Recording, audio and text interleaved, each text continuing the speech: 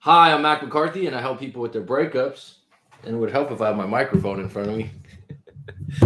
Today, we have a great show, a great topic, and I talk about this a lot of the show, but I haven't necessarily specifically got into it. But why are you confused about your breakup? Why you don't understand your ex's actions? Why? And if you're going through it right now, a lot of times that question why comes up about 15 times in your head in about a minute. And I come across this a lot, and that's why I ask that you write out your full story and get it into writemac.com, WRITEMAC.com. Send it in. I could do a YouTube video just like this, or we could unpack it in a live coaching session. If you like this video, throw me a like. If you don't like it, it's better to have an opinion. Please put in the comments below if you have a situation that's possibly similar to this, or you're having a situation of why did they do this to me? Why did they break up with me? Why are they in a rebound? Okay, I understand this is a common theme. What's up, Leon? What's up, Jasper J? So I'm going to go into this topic for a little bit. Jasper J, Leon, whoever's on deck, thanks for the likes. Please feel free to ask a question. I will circle back to the live stream and answer questions. But in the beginning, if you've been on the live stream before, for about the first 10, 12 minutes, I go on a little bit about the topic and unpack it a little bit. So today, why are you confused about your breakup? Well, number one, I've talked about this many times. Jesse, what's up? Been looking for you in the daylight with a flashlight. Hope you're well, bud. Sorry, that's someone I've had a live coaching session, also with Jasper J, and I know these people, you know what I'm saying? It's different than just a random off YouTube when it's Jesse and Jasper J. I know these people. So, Jesse, I hope you're well, bud. So I'll get to it, Leon, in a moment, but sit tight. So why are you confused about your breakup? So first of all, this is what you really, really need to understand. People are running on programs subconsciously where they react to things based on past life experiences, stories, and programming that have been installed in them since they were youth, since they were a kid. And so the way you would react or act in any given situation is going to be different than the way they would act. And it's not their fault. It has to do with the way they were raised, possibly the religion they were in, friends. A lot of times people blame parents. And in my own journey with psychology and dealing with people one-on-one, parents are a big part of your raising and who you are and what you become because they have the most time with you. But the reality is, if you look at a lot of families out there and you're old enough, you've seen this before where you go, wow, there's John, Jack, and Jill, and they're all from the same parents. And let's just say John, Jack, and Jill are raised by a couple doctors, which is a prestigious job in the world, and they make good money. They take care of their kids. They send the kids to private school.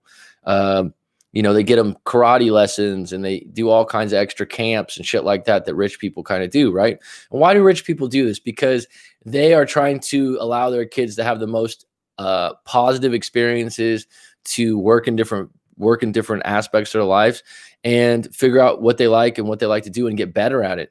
And so the intentions a lot of times in sending a kid to camp, or I've always said private school doesn't necessarily have better teachers, but you'd hope the students that surround the kids have higher expectations at their households.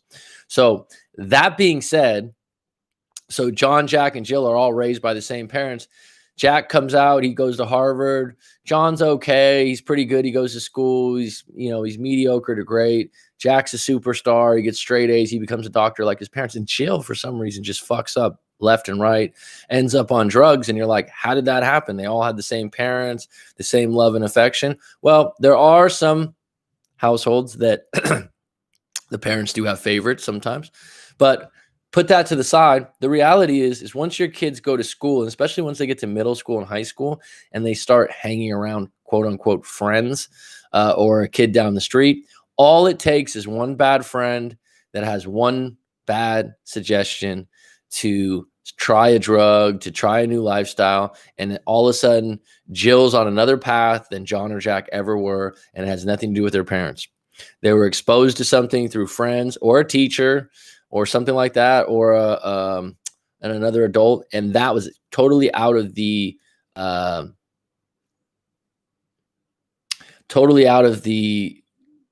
guidance of the parents. Do you follow me? And so this is why coming back to breakups, right?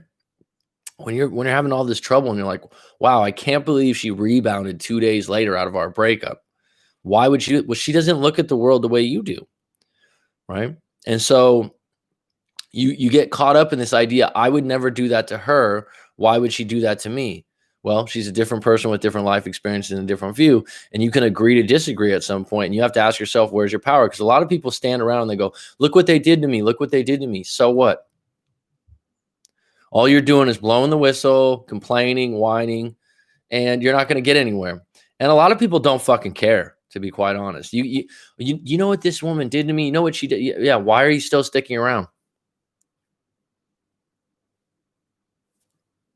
Well, that's the golden question. Where's your power in the situation? Well, I can leave, but I don't want to leave because we've been together for 3 years and I really want to work on things. Yeah, but this person just told you who they were by the actions that they just did. Correct me if I'm wrong. And it's unacceptable, right? It's time for you to move on and be done. It's going to hurt. It's going to be painful, but is it doable? Yeah, it's doable. Have you dealt with other stuff in your life that's tough, not easy? Right.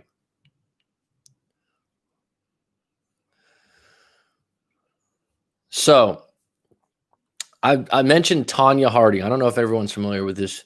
Um, I know that Rob has a lot of carnal knowledge on different things, but Tanya Harding was.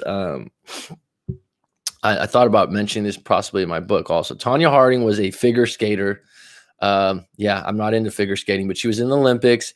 There's a lady named Nancy Kerrigan, and I think in the same year, and I don't know if this was 88 or 92 for the Olympics. I forget which year it is, but it's a while back. All right, I'm 39, so I got some years on the tires. Now, so Tanya Harding, Nancy Kerrigan, I think Christy Yamaguchi, they were three figure skaters. They were all for California. I mean, sorry, not from California. They were all from the States, and they were all top skaters that were possibly going to get medals. Okay, well, Tanya Harding was kind of the dark horse, and she out of the three, she was picked to not even get a medal. That being said, they were all in the running. They were all big. It was a big deal. Okay, so Nancy Kerrigan's skating her ass off. She's doing really well. And Tanya Harding, like I said, she's kind of the dark horse. Tanya Harding comes from a rough background, I believe. Cut a long story short, I don't know if any people could look this up, Tanya Harding story on YouTube. Nancy Kerrigan comes off the ice and someone clubs her with like a nightstick. And I could be getting the details wrong, but you follow me on where I'm going with this. She falls to the ground. So someone basically injures her leg, which is very important to someone that's going to be a skater, right? So Mary knows the story because we're the same age, right? So she hits her. Nancy Kerrigan falls to the ground, and you'll see the video if you look it up. I'm sure it's on YouTube. And she's like, "Why? Because Nancy Kerrigan's this all-American. Her life's so great. She's pristine in her looks and everything like that. She's been skating, like I said, she's been skating her ass off. She's been doing really well, and she just can't figure out why. Right? And the reality is, this is why it's very important to send your story into me. And for me if I'm going to talk to you and I'm going to help you out, I need to know who you are. The whole reason, the way I operate as a coach, I need to learn you and how you operate and how you've come to these kinds of things. Okay. So it's not about me just telling you need to do this, you need to do that. I need to really hear you out and see where you're coming from. So let me circle back to this. Tanya Harding, I don't remember the specifics. Maybe Judy, Jack, or Mary might be able to shed some light on this. But she came from a rough background. I'm not going to say trailer park, but I think so. I think she was out of Oregon, which isn't a bad place in any means. But she had a rough background. She had been raised differently and quote unquote poor, I would say. So she saw Nancy as a threat. Somehow her and her people came to the conclusion that they were going to do something like this. They did it. She got caught, obviously. It was a mess. I mean, nowadays they would have cameras in every room and would have been able to find out in a second. My point is, Nancy Kerrigan's on the ground going, why? Well, this woman that did this, her constituents, her surrounding friends and family supported this kind of behavior, right? It wasn't like Tanya Harding goes, let me see if I can, hurt Nancy Kerrigan physically. This was brought up in a circle or a group. It was done. It was wrong. And the reality was Nancy Kerrigan would never do that to another individual based on her own morals and values. Tonya Harding would. Tonya Harding did. Tonya Harding regretted it. She got caught. But that's the reality. Is like, oh, why did this person do this? Because of their morals, values, and their life experience. And here's the punchline, folks. This idea that you'll understand, you can seek to understand and not to be understood, and that's a really good way to live life. To do your best to have some compassion for people, because you will never be able to slip into someone's skin costume and walk around and see everything they've seen through their lifetime. And people don't share a lot of shit, right? There's a lot of shit I've been through in my life. I share a lot of it on my live streams and whatnot. And there's some personal shit, and it all shapes up for who you are and how you treat the world and how you look at things. And so when you're in a breakup and you're going, why did they? Well, because they're not fucking you. They didn't have your life experience. And when you sit there and you try to reason with it, it's very difficult. It's very difficult. It's like I've had a coaching client in the past. He had a situation where his wife treated her mother horribly. And he's like, it's embarrassing, man, how she talks to her mom when we go out to lunch and whatnot. And they were married for 9-10 years. And he came to me, they were about to get a divorce. And she had some major issues when she was a kid, that her mom had neglected her and she had been abused. And I'm not going to get into the details of it, but she had some reasons to hate her mom. And her husband at the time, who was my client, he just didn't understand it because he had a great relationship with his mom. He's like, my mom's not perfect, but you don't talk to your mom that way. So he could not relate to what she was going through. The reality is, as on an individual level, this woman had never filtered through her shit, and it had bubbled up later on in her life in her 30s when she had kids and she became a mother herself. And all this stuff started hitting the fan. And this guy was like, he just couldn't understand it. And then she made his mom an enemy because his mom was a nice lady. She was doing the best she can. And this woman regarded moms as being bad people you need to stay away from because of what happened in her life experience when she was young. And so people are always, the brain, especially when you get to past 25, 30 years old, the brain is always searching for a relatable experience, right? So then when they get the relatable experience, they go, okay, this happened to me before. Don't do that again. This happened to me before. Instead of sitting around and fighting, it's like Tonya Harding probably had this situation where I'm always a loser. You know, I always come in last. There's no way I can win fairly, but I do have some friends that would be willing to cut some shortcuts for me. And I've done that before and it works, right? Like that's the difference. And people are not born this way, right? And I'll get, so like, this is a random thing. And I can't, some of these topics, sometimes before I do the live streams, I come up with them, off the cuff and on the day.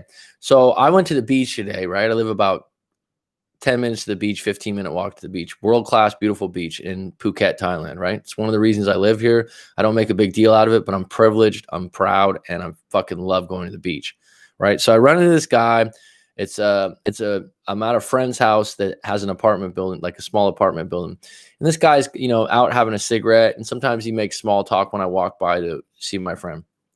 And he's like, oh, hey, Mike, like, what's going on there, Mike? How's it going today? I'm like, oh, it's good. Another day in paradise. He goes, oh, yeah, da-da-da-da.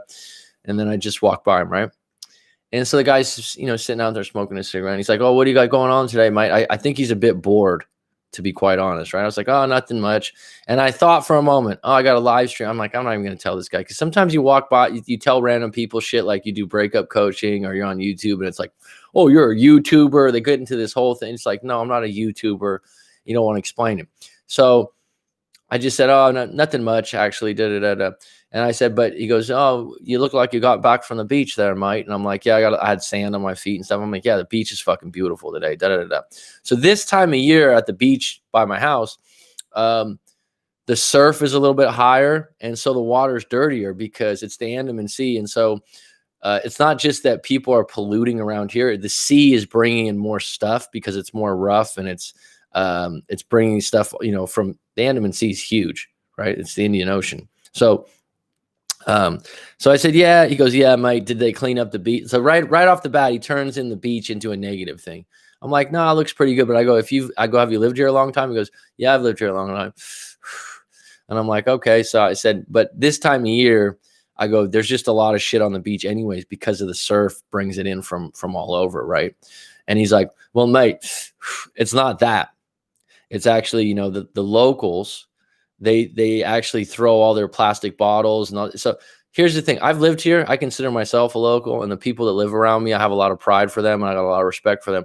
And this is what pisses me off, is when someone goes, oh, like, as in all of them do this. It's total horseshit. Oh, this is someone that has a negative outlook, doesn't even go to the beach and smoke cigarettes on his porch on a beautiful day and ask me, how's it look out there? Get the fuck out there, right? So let me circle back. So he goes, and like I said, I'm not mad at this point, right? I'm not mad or anything. I'm just talking, whatever. And this guy's, he's just always kind of had this air to him. So he continues on. He's like, oh yeah, you know, they throw out all the plastic bottles, and he goes, I think the plastic bottles would be worth something to him. And I'm thinking to myself, yeah, I just don't believe that all of them are throwing trash like this in the sea, right? So basically, he's telling me that my idea that the Andaman Sea, which is vast and huge, it's not true, that the pollution and the stuff coming out of the sea on the beach is from the surf, and the tides are much bigger, right? And it's bringing it in this time of year. It's the local villagers, which to me, like, that could be all the local villagers you're blaming, are polluting the sea that they fish in, right? So I'm not going to combat this. I'm like, whatever. I said, yeah, okay, well, check out the beach. It's beautiful. Listen to this, folks. Throws his cigarette into there's some trees and some plants down below.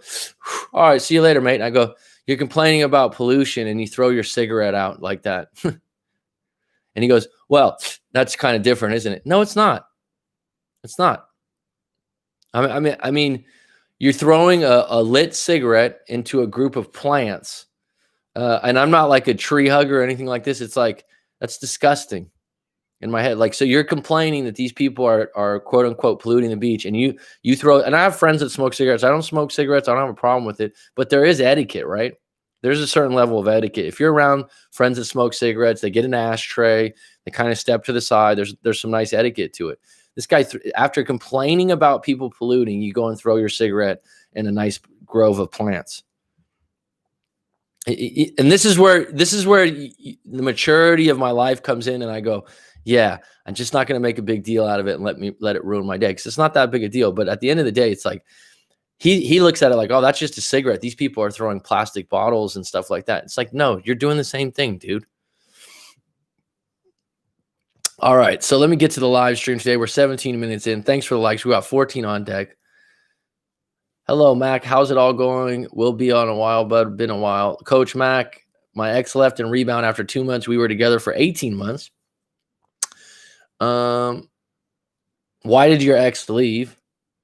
She stalks me and likes my posts and talks to my family on social media, but doesn't talk to me. She reached out twice. She drunk texted me as well and is miserable as well. Well, Leon T, I suggest you send in your full story to writemac.com. Because when you give details like this, I can't give you tailored advice. I mean, it's just not enough. Leon, the best advice to you is if your ex is stalking you. And what's stalking? I mean, how do you have evidence that they're stalking? That's a pretty big claim. If they're drunk texting you, that means that they're not all in on a long-term relationship, that they're more or less wanting to be friends with benefits, hook up when it pleases them. And if you're up for that, that's fine. You know, if you're not up for that, fine. If someone's going to your and this is, oh, they talk to my family. So what? What's the big deal? Leo, my best advice to you is if your ex is stalking you, to block off all communication, i.e., oh, what a topic. She's also tried to get my attention and hides on Twitter to speak about me and the rebound. He stalks me as well. So they move fast like together. She compares him to me. Okay, Leon, you have way too much information. You're broken up right now. And you're somehow finding ways to put the other person down and have all these questions about them. And the reality is the strongest and the best thing you can do is move the fuck on. The idea, oh, they're stalking me, they talk to my family, the guy doesn't like me, it's weak, it's needy, it's not attractive, bro. Yeah, I like it. Skater, let her compare. Well, you need to get out of the zone of what's going on with them. Focus on you and only you as well. I agree with Jesse Chapman. She beat Nancy. Did she never let someone's opinion become your reality? Absolutely. Gospel, that gave me chills, Jesse. Good for you. Sticks and stones may hurt my bones. Oh, they said this about me. They said, can we just stop getting so wrapped up on fucking words? Right? I mean, at what level, if you don't like what someone said as a word and how you interpret it, I mean, you got to get on with your life. I actually remember when that happened. When it all goes wrong, say nothing, Leon. I saw the movie. I didn't know there was a movie, Rob. I've been focusing on me by getting me a new car, apartment, helping others, teaching friends about God, and getting close to God. Well, part of you focusing on you is not. You might have to go on a social media fast if you somehow believe that they're stalking you on social media, because that's just entangling you in the web. That's great to hear. Keep doing the move forward. Praise will help you. Keep busy. I've been doing self-love meditation. Good for you, Leon. I like that one. Working on me and help my family and pray over my ex. Like God says, love your enemy and your neighbor. Go for you. Tommy Willis, TW's finest. I hope you're well, my friend. Rob, what's up? Always a pleasure. She's not worth a second thought. Leon, let her run. Say what she wants about you. Just stay quiet. Take all that away. Will make them wonder what you're doing. Don't react. Keep off social media. And that's the bottom line. This is the elephant in the room. Just get the fuck off social media. That's where your power is. This idea that like, oh, someone said this on social media. Don't allow it in your stream. Don't allow it. Oh, I couldn't block them, and then they couldn't. Some people actually don't realize this.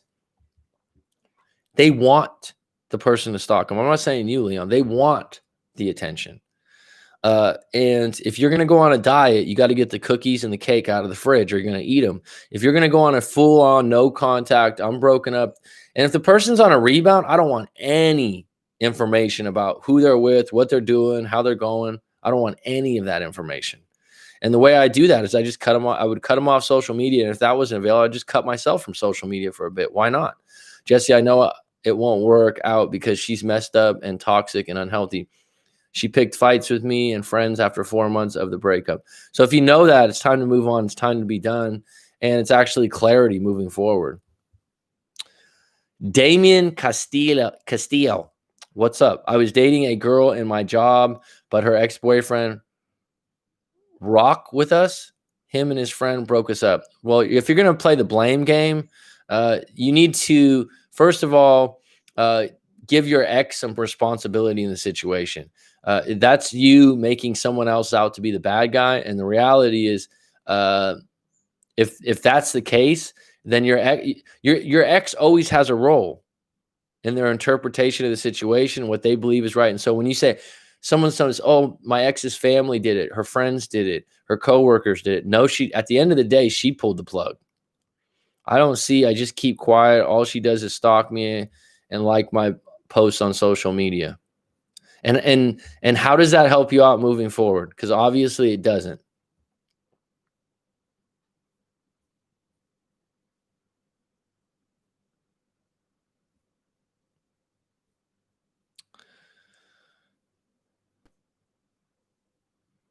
Well, shut your social media down for a while, Leon. It will do you some good. Jesse, thank you for saying that.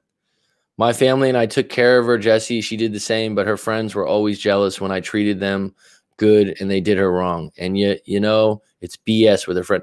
But here's the thing. For the people in the cheap seats, okay? How old are you, Leon? If you're with someone and they're an adult, they need to handle their friends and their friends' expectations, their friends' peer pressure. And that's a piece of who they are. And their friends did this to them. I did. And this is the other part. I did all this for them and they did this to me. What's that going to do for you? If you did it with good intentions, you did the right thing, then you move forward and you go, I did everything the right way. I can hold my head up high, no regrets. If you're going to sit there and go, oh yeah, the friends did this and the friends did that. Well, that just tells me about the individual's character, that they're easily manipulated. And I don't want to be with someone that's easily manipulated. Why me? Type of mind frame that leads to playing victim. Been there, did that. Thank you, Tommy. Thank you. Right? Why me? Type of mind. It's true. And once you realize it, Tommy, too, someone like yourself, like you realize it and you're like, what the fuck am I doing? Get up off the fucking mat. Like, I do have some power in my own life. Like, I don't need to sit here and be, oh, why? Oh, in the blame game. Oh, well, they did this. They did this. They didn't appreciate me enough. They didn't do this. So what? Get on with it. Write out your whole story to me, Leon. Tell me it all. I'll unpack it with you. Now, this might seem like, because right now you're like, oh, she did this, she did that. You didn't do nothing wrong. If you didn't do nothing wrong, then if you're in one of those situations where you're like, I didn't do anything wrong, well, then you're better off. Because if you are in a relationship where you're backpedaling and you're saying sorry and you don't believe you did something wrong, that's even worse than being broken up. The rebound probably was among them and said, break it off. And honestly, no one should ever come between someone's relationship and my ex. Shouldn't be a weak ass girl to do that. Shouldn't. See, this is the whole point of the topic, is people and their actions are actually telling you who they are as individuals. So you're saying, like, this is how someone should be in a relationship. No, your ex just told you this is how they are in a relationship as an individual. See, everyone likes to generalize. Oh, this is how women should be. This is how men should be. This is how relationships should be. No, no, no. Everyone's different. Everyone reacts different in different circumstances. That's the whole point of this topic. And so take a couple steps back and go, wait a minute. This person just told me who they are. They're easily manipulated by their friends. Their friends got involved. Do not blame the friend. The individual who's responsible for how they act and what actions they do take, they still can say no to their friend. They can still stop talking to their friend. This is the past. Yes, was kind of her and your family, but now that's done with. Everyone has a story to share, Mac. That's the absolute truth. And the reason why it's important to explain your story and actually do a live coaching session. And Jesse's done a live coaching session. Tommy's done one. Jasper J, who was on earlier, is what I will say is, you might be thinking like right now I'm being really tough with you, Leon, because you're just giving me a little information. But if you need to go through your whole story, I'm compassionate, I'm understanding, but you need to sift through the stuff where you're being a victim, or you're being needy and you're not moving forward, or the stuff you just want to get out. Like, honestly, I talk to people, sometimes they just need to talk about it for 2 hours, 2.5 hours. They know what's wrong, they know what's right, but they need to vomit everything out in one talk, and it really helps. Because a lot of times with friends and family members, you're just getting a little bit out, like 10-minute snippet, 5-minute snippet, and the friend or family member is just giving you a Band-Aid, like, oh, just go do this. Sometimes you need that 2.5 hours just to get it all out. Explain why she texts my family and shit, then her family contacts me. Sounds extremely immature to me. Reason being because negative people will be negative. Negative people are a drain. Mac giving out free chicken. Move on, bro. Soul Cutter.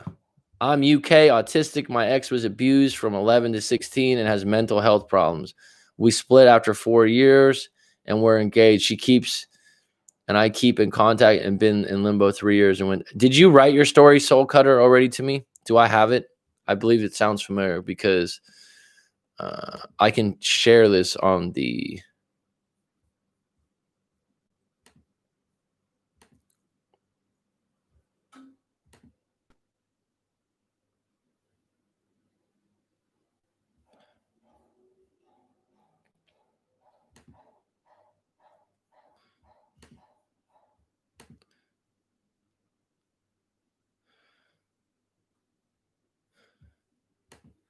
You sent your Soul Cutter. You sent your story in. Let me get through this live stream and I'll get to your story next. Okay. Don't even acknowledge a rebound. It's actually elevating them. True. It's all about and let it run its course. I agree 100%. I don't want to see any information about a rebound.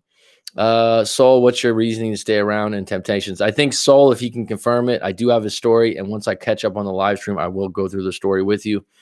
Together 1 month here, week there, constant contact, but she has lots of texts when we meet 1 or 2 times. Then she goes quiet. Cut ties altogether. So easier said than done. Know your worth. Hey, y'all. Kicking it with the best coach on YouTube. Right on, Fun Schwa. I appreciate you. Y'all, Mel. Been looking for you in the daylight with the flashlight.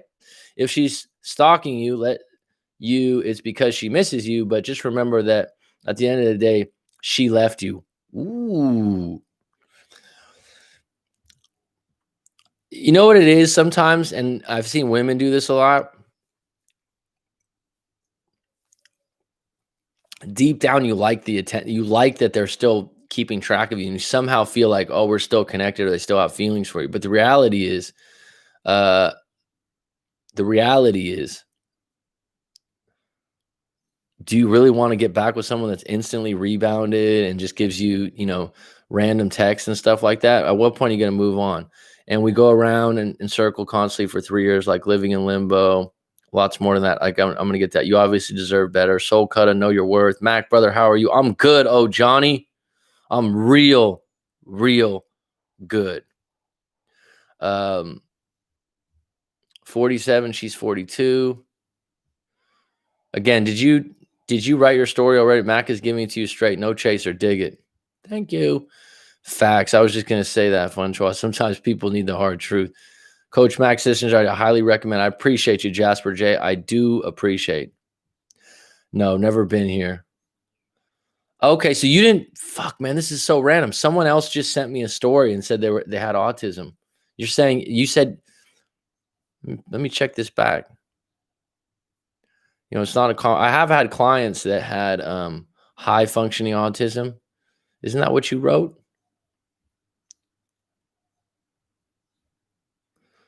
I'm UK. I'm autistic.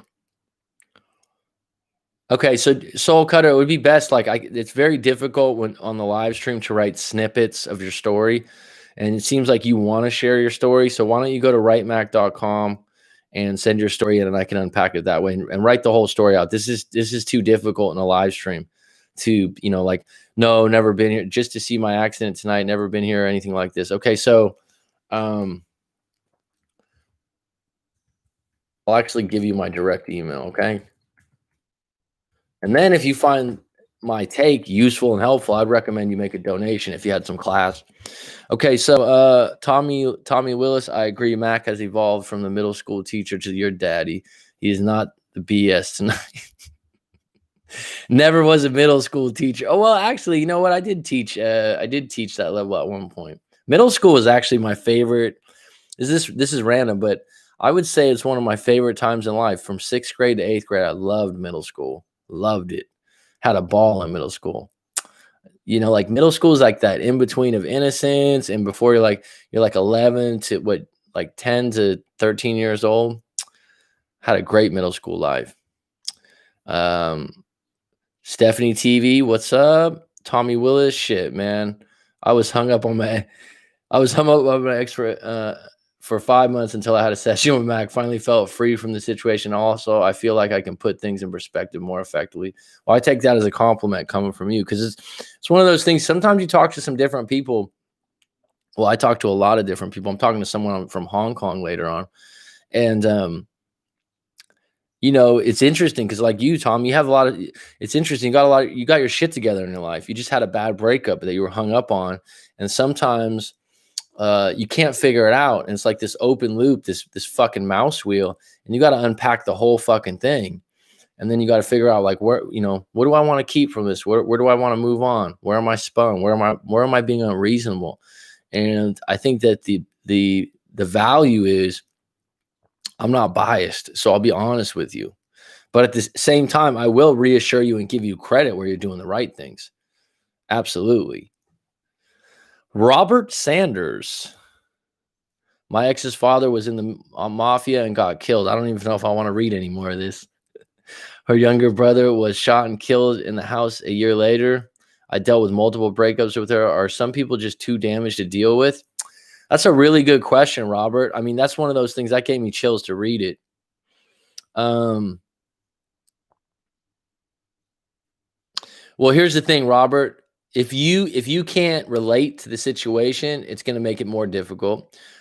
Secondly, if the person's not getting, see, the thing is, what's really interesting about therapy, I deal with a lot of people that go to a therapist or psychiatrist, and a lot of them, I'll be honest, this might be a pat on the back for myself, but I'm going to tell you, a lot of them say they like to talk to me better. But here's the problem is when you go to a therapist or one of these, you don't really get to choose. Right. It's like when someone chooses to talk to me, they generally choose through YouTube and they're like, I like this guy. I don't like this guy. I like his approach. You can already make an assessment. And I think sometimes now with therapists, you just get recommended someone or just assign someone. And sometimes it's just not a good match. And what I would say is like something like what your something like what your partner went through. You probably as an individual need to try different techniques than maybe just therapy. But I would say that if someone's dealing with like those kinds of things, again, every individual interprets things differently. So for example, there are people out there that will have a great book to read is Man's Search for Meaning by Viktor Frankl.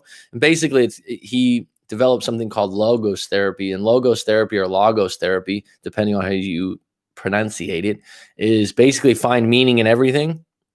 And if you can find some kind of meaning, a silver lining, or a reason for you to move forward, then you can deal with it.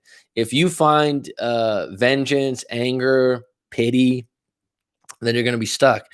And what I would say is that if someone's in the middle of that snake pit, they're going to have to try different techniques and be open to it. So I would say hypnotherapy would be one, emotional freedom technique.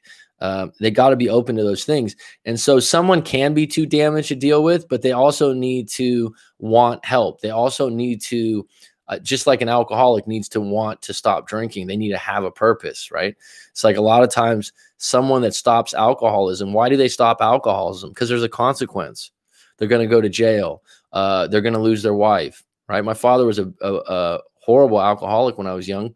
And, multiple times he went into rehabs. And the reason was my mom was going to leave. The consequence was high, or you're going to lose your job. And so saying that, when someone's damaged because of deaths in the family or things like that, they need to go to work on it, because the ability to see something that was really bad in a way that might serve you moving forward is always there. Does that make sense, Robert? But it's not your job to fix them. I think my ex is like the chase. It's like a game to him at this point. LOL, he keeps messaging me, but I gave him his clothes, saw him for the last time. It's done. Wow, it's done's a big statement, huh? It's a lot of times, if someone's if and I've been through this in breakups before too, you keep that gray area where you still see each other, maybe sleep with each other, and you've done it for a while. Someone's comfortable with it, and someone else is like, no, I don't like this, right? I don't like this shit. And someone gets left holding the bag, and the other person's kind of thinking at some point we're going to get back together. It's possible. It's possible. But usually if you're in that gray area after a breakup, it's happened multiple times. You still have good intimacy. You're still attracted to each other. And that's why you still have a gray area. If you're not attracted to each other at all, then you can't even have that gray area.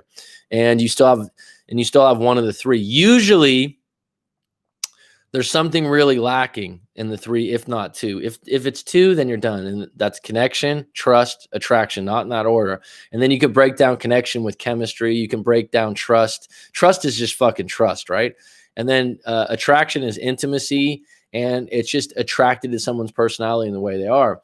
And if you have physical attraction still, then you can always, after a week, 2 weeks, 3 weeks of being in a dry spell, it's a Friday night, you're alone, you can find some way to go, yeah, I do want to revisit things for a night. And if you kept trust, well, that keeps you connected, because let's just face it. If you had a partner for 5 years, 6 years, 8 years, 10 years, and you have that trust still, we don't find that in people all over. And so I think a lot of times the ones that end up in this kind of gray areas, your connection's lacking. And that just means that you guys got different jobs. You're going in different directions. You look at the world differently. And if that's the case, you don't like to hang out as much as you used to. So where would you say you're at, Stephanie? Where you're at with your current guy is, I would say, Stephanie, for you, if I had to guess based on what you've told me before, your trust is really low. And your connection's wavering, but you probably have quite a bit of physical attraction left. And that's what keeps you in the room.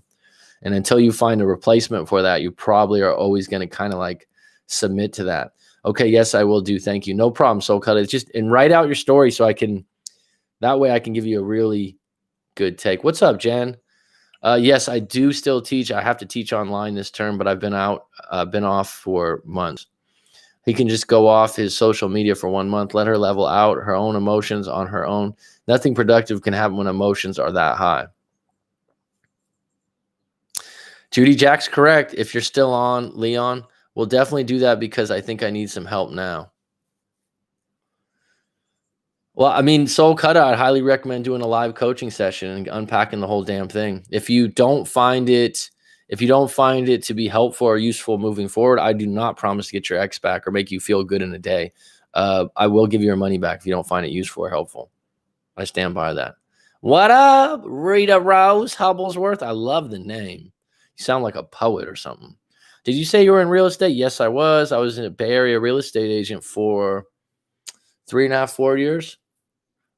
And I left right before the boom. I left right at the 2007, 2008, I think. Right when there was literally REOs all over the Bay Area. I mean, what a time to buy. Actually, being on these streams or watching Mac's videos will help you stay of course, especially with no contact method. Well, thank you. I appreciate you. Definitely got to stay the course. Therapists aren't necessarily familiar with breakup dynamics. Sure, Judy Jack. Just to be clear, I have no problem with therapists or therapy. I'm just saying I think that one of the aspects of it that could be flawed is that a lot of people use their insurance, which I understand. And so they just get given someone or they get recommended someone and the person doesn't line up with them. That's all. And so what people will do is they go, oh, I don't like therapists, or I don't like, well, you just had one therapist that didn't line up with you. Someone else will think that therapist is grand, great, and wonderful. And the reality is as soon as you feel like there's not a good connection there, this isn't like taking your car to a mechanic. And when you take your car to the mechanic goes, oh, XYZ is wrong. I'm going to fix it. There's one way to fix it. And I know how to fix it. I don't think it's like that with human beings in the mind. I think it's quite different. Robert Sanders, yes, this is like my own situation. Is she too damaged to get stable? Worst thing is she was stable with a guy for 13 years straight, but then she said she never loved him. I agree about therapists. I'm seriously considering dropping mine. Talking to Mac on one-on-one is much better. I appreciate that, Jen. I appreciate that. Again, I'm not saying, just to clarify, that therapy and the attempt at therapy is bad, but I would tell people if it's not working for you or it's not getting the results, then try a different method. Try a different method. As a love aspect screws her up. She never felt love before. Well, everyone has a different definition of what love is. Remember that. So the idea that you know what love is and she knows what love is, and you probably have you have a different affection level, you have different expectations. I don't want to fix her. I just want a relationship. Well, the fact that you say I don't want to fix her tells me that you do want to fix her, because I didn't ask you, do you want to fix her? That's already in your head. I broke up with my ex now. I regret it. And she doesn't want to come back. Well, why would she come back if you broke up with her? No contact was broken. She gave me all the pictures and stuff she had of us, and she only wanted her jacket back. Well, it must be a nice jacket, Francisco.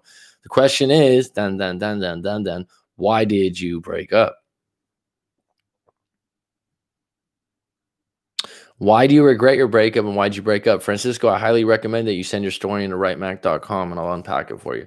I wonder if there's a difference when seeing a therapist if you are the fifth or sixth one they've seen it the same day. Maybe order matters. If you were last, might be.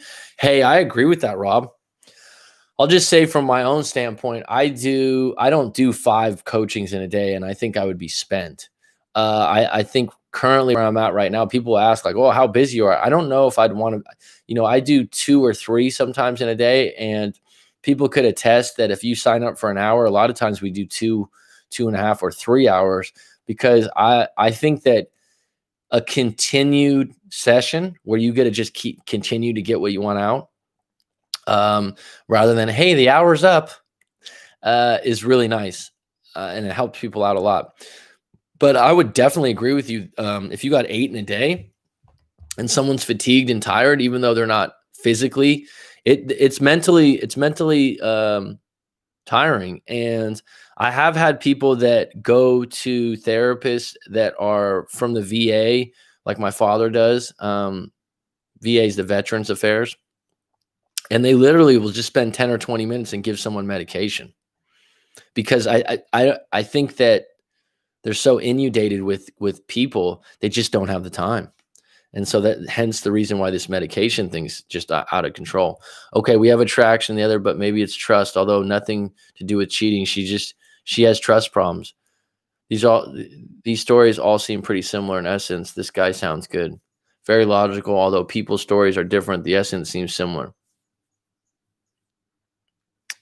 Well, I mean, what's your connection, Soul Cutter? You hit the nail on the head. Friday night, still have physical attraction connection, but at this point, it's purely physical. He never changes mentally. So I can tell you for good, we are over, Mac. And that's,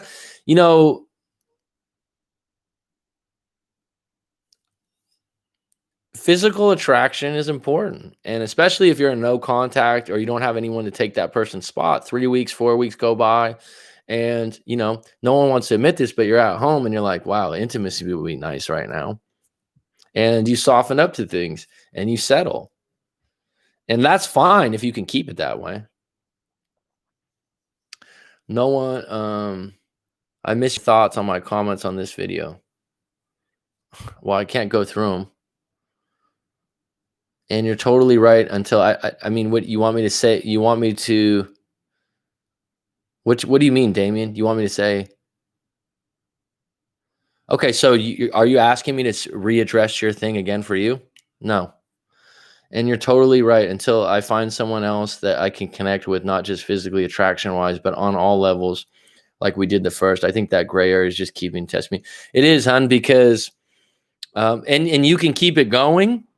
But if you find someone or you meet someone, you'll be out very quickly. No one of your comments said you can't fix her, Soul Cutter. I want to do a one-on-one session. Let's do it, Larry Love. Let's do it. Go to rightmac.com and book it, buddy. If you have a question about it, like I said, let me know. I am so moving on to the next one, baby. Ready for better. I deserve better. Good for you. Stephanie, yes, it's a gray area. This therapist knows his game by sounds of it. I got distracted by my current girlfriend calling me when you were talking about my past relationship. So that's not my fault. Book a session. I tried a therapist for a breakup 15 years ago. They prescribed Paxil and medication. Zero help. Did you take it?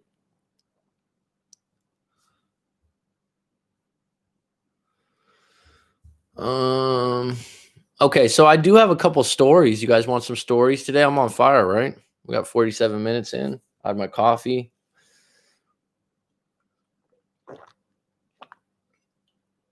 I feel good. I feel strong. I feel brave. Story time. So these are stories that have been sent in on the live stream. And basically what I do is sometimes they're chosen, sometimes they're not, based on how they're written, because sometimes they're not even coherent sentences. People like to text and stuff. But if they're coherent, I'll give my take. And then if you find them useful or helpful, I recommend that you make a donation of $25 or $50. Or if you like it, you could book a live coaching session after. That's very common too. Someone says, hey, I want to unpack it some more. So here's one that just came in. And oddly enough, or ironically enough, this guy said he had autism. And that's why this just came in today, 6 hours ago. And we got Soul Cutter who says,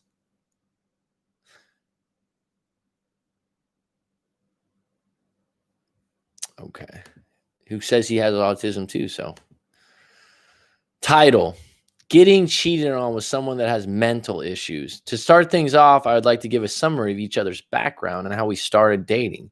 I'm 21 years old and I have level 2 autism. Well, first off, I'm not familiar with level 2 autism, so I don't know what that means. And I'm not fully aware of what that entails, so I'm not going to speak on that. I have also a hobby of photography and have never been in a serious relationship before. Well, that's not surprising, being that you're 21. My ex is currently 22 and suffers from bipolar disorder and depression. She is now patient coordinator for some medical place. I don't want to say the name of the medical. And from her longest relationship, which we'll get into later, has been sent to a mental hospital multiple times because of his manipulation tactics. So we first met when we were 13, as we're good neighborhood friends. Ironically, she dated one of my friends at the time who ended up cheating on her 8 years later around October. We're both 21, and I slid in trying to see how she was doing. She ended up wanting to meet me one day during our breaks since the jobs we used to work for prior was close to each other. We briefly talked before we headed back to our jobs. The following night, there was nobody in my house, so I invited her over. We watched a movie, and then we hooked up. Well, good for you. The following weeks, we were casually hooking up and hanging out, and I eventually asked her in January, making her my first official girlfriend. Well, congratulations at 21 years old. Welcome to the world of committed relationships. I don't know if it's as good as you think it is. Then for 4 months, it consisted of motivational, open communication, caring on both ends. She'd always paid for our food. Why would she always pay for your food? Are you financially unable to? She always bought me gifts. Did you like that? She even lent me her MacBook so I could use it for college. So it sounds like you're financially down, that being that you don't even have a laptop computer during college. But 3 months in, I noticed that she was questioning the relationship and even asked, "Do you think we're moving too fast?" Which I bluffed it off because I thought it was her depression kicking in. How did you bluff it off? I don't understand what that means, that you lied and said that you think we're moving too fast. Then I found out 2 weeks later, her long-term ex messaged me on Instagram saying that she cheated on me with him, and she went to my house crying and apologizing. The next day I found out that she went into another mental hospital. I felt bad and checked up on her to see if she was okay. I ended up going back with her a week later while in the hospital. Well, bottom line is, if you go back to someone and they cheated on you, that's a choice. Don't be a victim after the fact, and you need to forgive the individual and move on and move forward. Because I just wanted to be there unless she breaks out and starts harming herself. Well, that's the responsibility of the hospital, and you're not an expert in dealing with bipolar people. So the idea that you got back with her so you can help her with her mental illness, I don't know if that's the best reason to get back with an individual. A month went by, and I said I started to sense that she was doing the same things that she was doing previously before the mental hospital. She wasn't responsive. She was always late. We even planned on going to a hotel on June 12th to the 14th to celebrate our anniversary. I broke it off 8 days before the trip happened because she was becoming more suspicious, and I didn't contact her for a few days. I eventually gave in because she suddenly wants her gifts that she gave me. Well, that's a huge red flag. Then here's where I made a huge mistake. I made a fake Instagram account to try and talk to her. Yeah, that is a huge mistake. You're talking about how manipulative the ex was. Look in the mirror, dude. And she's saying that the reason why we broke up was because I left her for another girl, which was clearly a lie. Well, here's the thing. This person isn't honest. They cheated on you. Okay, so surprise, surprise. Oh my God, they lied to me. It's like people want to reaffirm how bad a partner is. It's like, fool me once, fool me twice, and then what? Okay, so I called her not for that reason, but just to talk, and I made the mistake of agreeing to be friends with her. Again, another mistake. I would highly recommend booking a live coaching session. The next day, she tagged me in a post for anybody doing photography, and she said, "He's a good friend of mine." After that, that's funny. I'm sorry. So she reaffirmed that you're really good friends. Well, good for her. I mean, she basically put you in her frame and said, "You know what? Yeah, now we're friends. I'll be sure to recommend you to my friends for photography." After that, I just unfollowed her because I didn't take the disrespect anymore. It wasn't disrespectful. You agreed to be friends. That's what friends do. They recommend them. Like, I didn't just break up with this less than a week ago. I just want to know how to resolve from all of this and move on from her in that situation. Book a live coaching session with myself would be first and foremost. As of now, I can't concentrate on what I need to do. I've called out of work twice this week, and I just don't know what to do. Thank you. Like I said, I would book a live coaching session. You got a lot to unpack here you didn't share.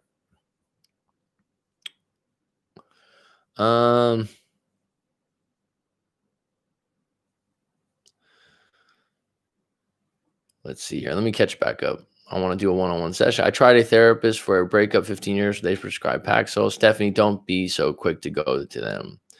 Yes, it doesn't help. We've been quarantined, so I can't really have people over and go out and meet guys like I was doing before this shit hit the fan. I understand, hon. This is actually so funny because I've mentioned a few times being a coach and helping people out. A lot of times people circle back to, well, what about COVID? I get it. The thing that sucks about COVID is every city, state, country has different parameters for it. So I don't know what you're following. And so when I tell you to get outside and get some exercise, sometimes people are like, I can't do that. Well, get creative. Get creative and think of ways that you can get around this, and know that there's going to be some light at the end of the tunnel, hopefully, because we can't do this forever, right? And things are starting to loosen up, I believe. Oh, I see. Sorry, I thought you meant you and your ex really, you loved him when you're talking. Soul Cutter, he was at first, but I was talking about Mac. He will set the record straight. I love how much I enjoy this. I'm single. I still healing from my last relationship. Every time I join, I feel so reassured to have ended that relationship. Well, good, hon. That's good. I'm proud of you for saying that. And I have a lot of past clients that are doing well now, and they just pop in on the live stream because they say they just like to listen to this stuff. So, and if you watch my live streams enough, I don't just talk about breakups. And actually, in my coaching sessions, depending on the client, we get into other things like career, family, and friends, and different things. We get into other stuff because everything's related. Actually, it's almost like you're a tree, and you have these roots, and all these roots are kind of like connected. And that's why I always tell people, if they're having trouble in the relationship, I'll ask you about your other parts of your life. How's your job? That's a huge one. How's your relationship with your family? And we get into these other things, and we can unclog the sink, is what I call it. Yes, mine is bipolar. We are similar, but age difference. This other autism guy's story is a bit similar. It's so random. It just came in. That's why I thought it was yours. I'm not a specialist in bipolar disorder. And so when people ask me the questions like this, if I was in a relationship and someone had this disorder, someone might think like, oh, it's not compassionate, but relationships are tough enough. The fact that I've never had this disorder or dealt with someone in my family that had it would make it really difficult to have a long-term relationship with someone like that. And so there's enough people out there that don't have it that I would consider, once you're broken up, that's something that is an area that's going to take some time to figure out.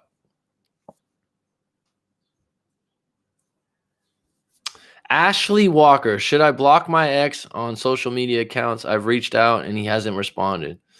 I would need to know more of the story, but if you're in no contact, I would always block them. You get to a point where, you could take Soul Cutter's advice and you could say no, up to you. But I don't know what you're reaching out for, and I don't know your full story. So I feel like if you're in no contact, and your partner's not receptive, the first part of you moving forward is to cut off all contact.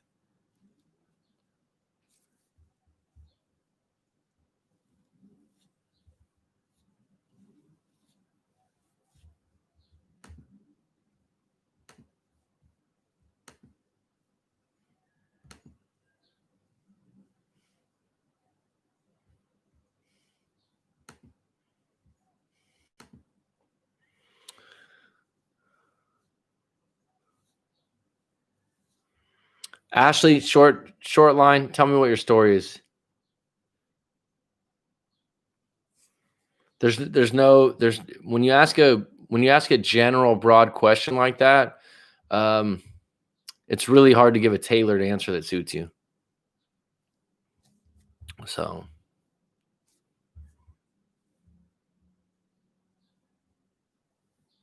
one more story, folks. Would you like that?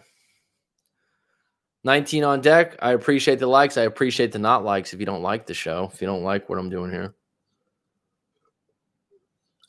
better to have an opinion.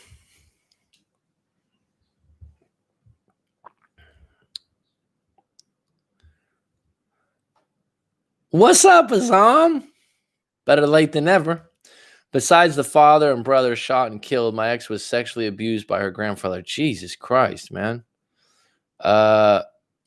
10 breakups over 4 years, throwing the towel. Her mood swings are unpredictable. I mean, Robert, do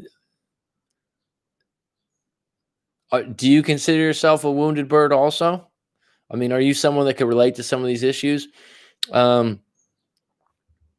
wounded birds can't make one fly is what I say. So If sometimes you try to help someone out, but yeah, when you said, can someone be too damaged? They could be too damaged for you. I mean, what are you willing to put up with? What are you, and here's the thing. Does someone want the help? I mean, those are extreme things, man. I would suggest she try one of those ayahuasca things.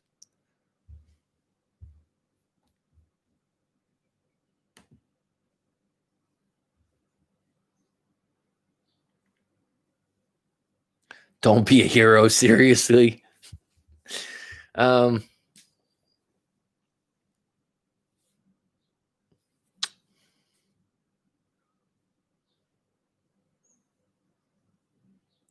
Robert Sanders, we had more breakups than this. Some always worse than your own. No, they're not worse. They're just different. That's where you're wrong, Soul Cutter. It's mine's worse. This is when people compete for who has it worse. That's a bad thing to compete for. What if someone had 5 breakups and someone had 2? It doesn't mean one was worse than the other. It's just a different relationship with different expectations and standards. Well, we're in a situation for about 1 year, and he never wanted to make it official. After Christmas, he dumped me through text. We didn't talk for a month, and then we hooked up again. Well, what do you want, Ashley? Ask yourself, if a dear friend was in your shoes, would you tell them to go with it? That's your answer. Good point, Azam. I actually agree with that. I tell people that a lot. What would you tell your sister or brother on this, or your cousin or something like that? But if you've been chasing someone for a year and you're not official, you need to move forward, and they need to see what it's like without you. All right, I'm gonna drop another story that just came in. I know you guys like the stories, so I'm catching up here. Hi, Mac. I came across your YouTube channel and I found it very helpful. Let me get a timestamp on this. Sorry for the delay here.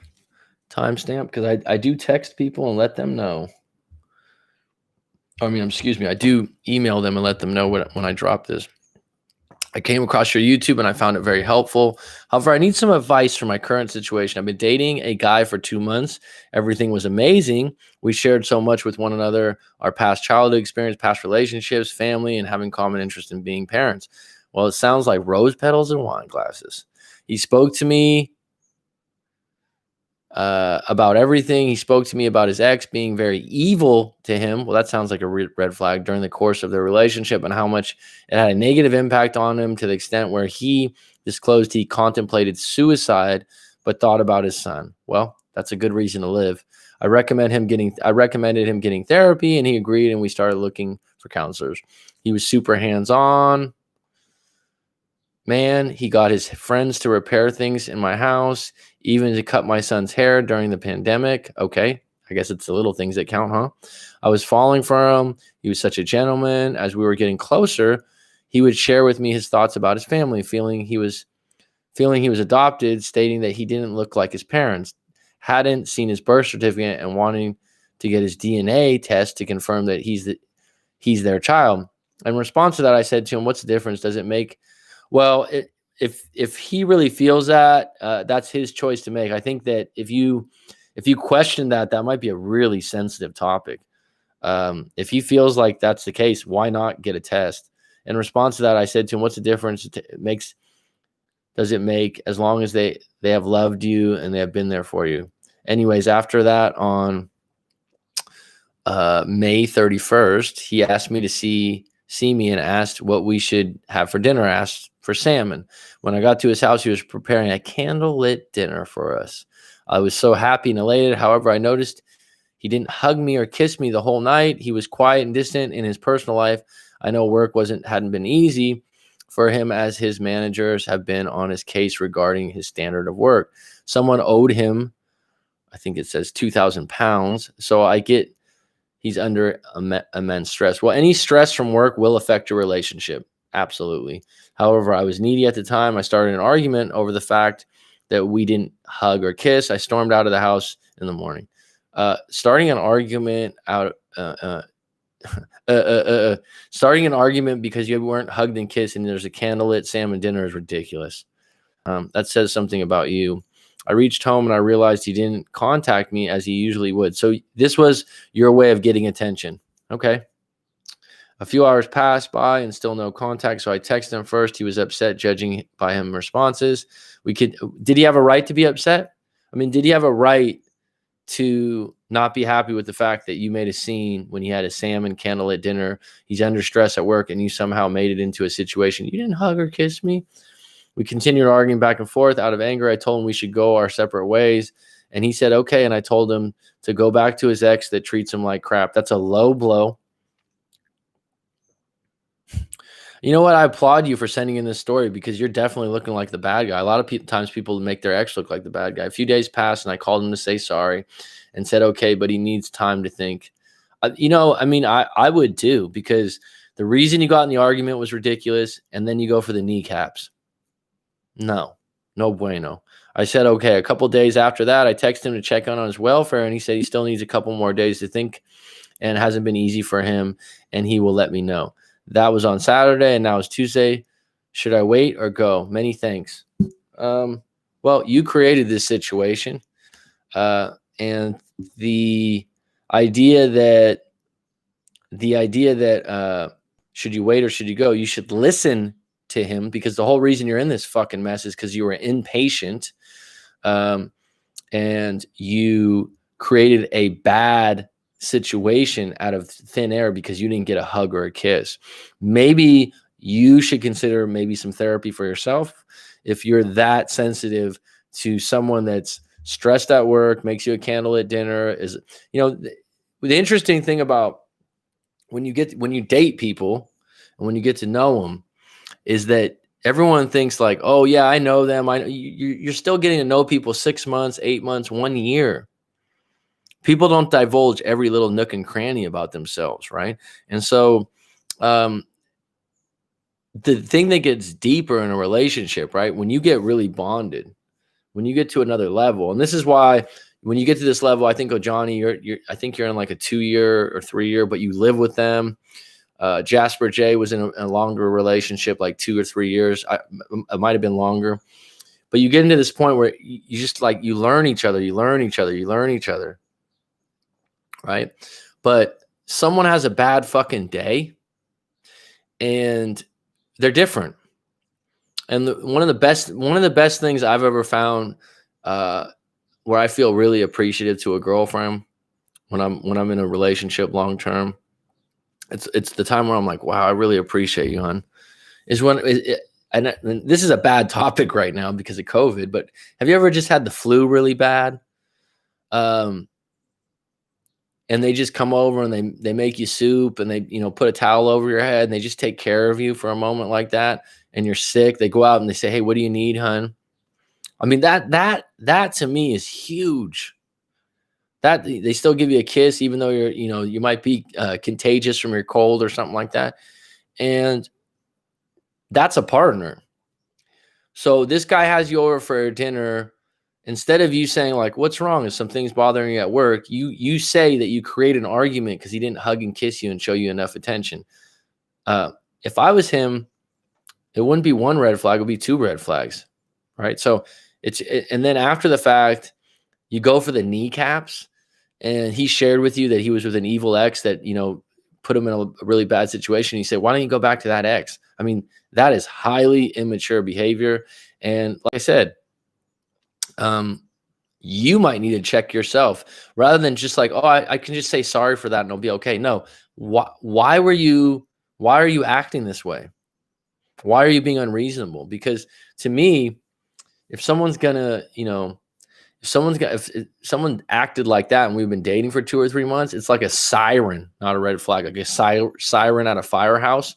And I'm going down the fucking pole, dude. I'm done. And so your best play right now is to give him space. I would say space would be like a week, 10 days, and then let him call you or you check back with him. But you need to get really clear on why you're being sorry. And you need to get really clear if this is kind of your playbook of how you treat people if you don't get your love and attention. Hope that helped you.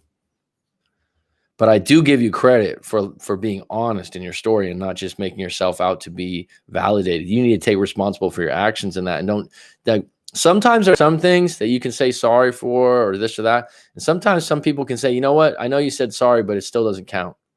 because of the way you acted? No. And they have a right. People have a right to not accept your apology, or they can accept your apology, friend, family member, partner, colleague, whatever. I could say I accept your apology, but I could say our relationship won't be the same because you showed your true colors. Now that's strong boundaries. Like if an individual goes, I've done that with people before. No, it's cool. We're good. I'm not going to hang out with you as much as I used to. I'm not going to call you to come over for dinner anytime soon because now I know who you are. Well, I mean, you do have to, and I don't have to let it go. I can forgive you, but I'll fucking timestamp that motherfucker and I'll be like, you know what? I remember when you did this and you thought maybe a day later, like sorry was okay. No, that was a little bit too far. Right. It's one thing that you were upset about the hug and kiss. It's the second thing that you went for the kneecaps and go, why don't you go back to this other person? When in reality, I think you were overreacting.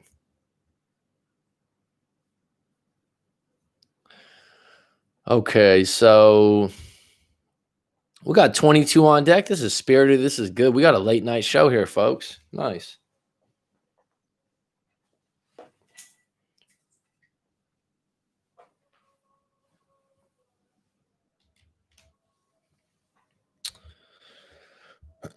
You hear the mosque in the background, Islam?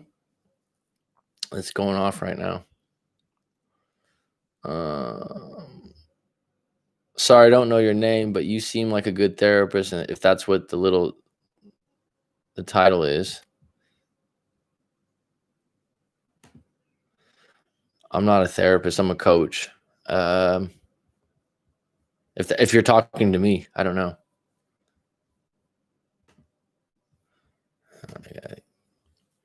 How long? The small things. It shows the small things are big, but I mean that's what matters to me. Like I said, I've always felt like if I'm having a bad day and you're understanding in that moment rather than making it about you.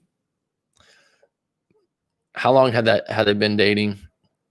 Was he normally affectionate? I don't know if she said it here. I wouldn't take her back. I don't think so either, to be honest. Okay, 2 months. Wow, I thought it was way longer. Nah, too soon for drama. Thought I would touch down. What's up, Todd Whitmore? I hope you're well, bud. Never go low. They'll always remember that. I agree, Judy Jack. I mean, there's heat of the moment, but there's some people that argue that way. It's like me. I've always been when I was in school, a class clown, a joker, and a teaser. I was always good at teasing people. But I always remember like people that aren't that good at teasing and joking around, someone teases them and then they do like well, your mom did this or something like that. Like they just go straight for the kneecaps and you're like, yeah, that wasn't even that funny, dude. That was just mean. It's like, it's different. It's like you're upset because I didn't give you a hug and a kiss. And then you just go to hurt me. No. Yes. Mental Rolodex. I'd say the call for another hour of streaming. Sup, coach, timestamp that motherfucker. It's 6:27 a.m. here in the UK. Early morning show. Yeah, Soul Cutter. A lot of the people are in the States, but not everyone. I'm in Phuket. It's 12:30 p.m. if you want my timestamp. Mac, do you have any pups? You seem like you'd be a good dog dad. I would be a damn good dog dad. We've always had dogs growing up. I really like labs. But no, I don't have a dog. I've been thinking about it though. My parents have actually, this was random. My parents aren't, my mom's 67, my dad's 72. They got 2 red-nosed pit bulls, not by choice because my niece dropped them off on them in a beautiful chocolate lab. And I always was kind of negative towards red-nosed pits, but now they've become a part of the family. You're a good coach. Yes, was talking about you. Well, I appreciate you, Soul Cutter. Welcome to the live stream.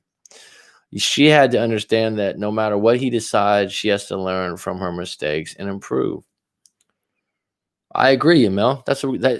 And what I give her credit for is writing out her story to someone like myself and being vulnerable, right? Instead of just being like, oh yeah, he's wrong, he's this. It's like she's recommending a therapist to him, but the way she's acting, she needs to get in check with.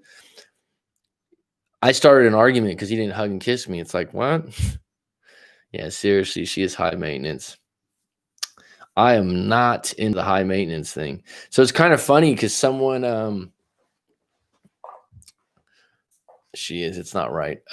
It's funny because someone put in the comments, I'll read them in a moment, about my scarcity is attractive video. She goes, "Yeah, I understand where you're coming from, but yeah, if a guy shows me no attention, is indifferent to me, I'm out. Bye."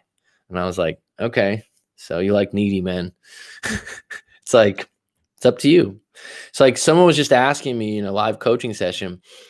She was talking about how she liked this guy so much, and basically the guy was he was doing attractive male shit 101, like rational male or one of these things. He was indifferent. He was not, he wasn't jocking her. He wasn't calling her all the time.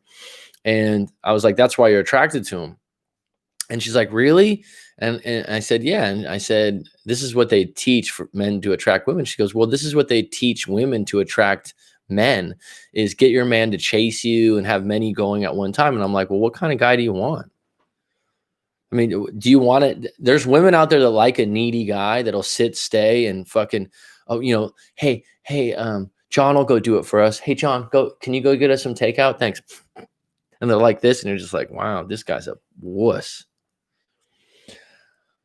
Yeah, in Thailand, there's a lot of there's one called Soy Dog and something else where you can get a rescue dog. The difference in where I live too is like there's not dogs everywhere, but this is kind of random. But there's stray dogs, so you see dogs around.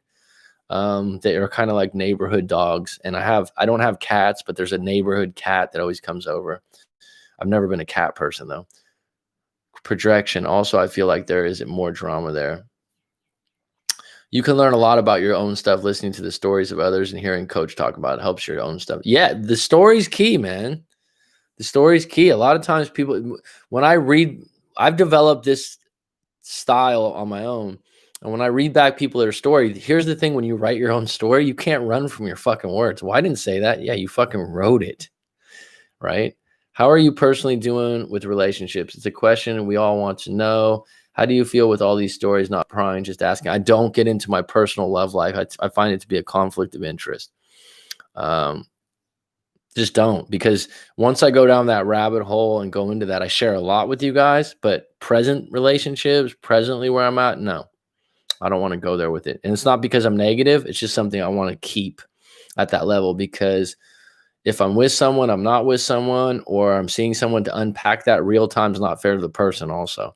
If it's past like 10 years ago, 5, you know what I mean? Those kinds of things, it's water under the bridge, but that's why I do that, Todd. So it's not personal.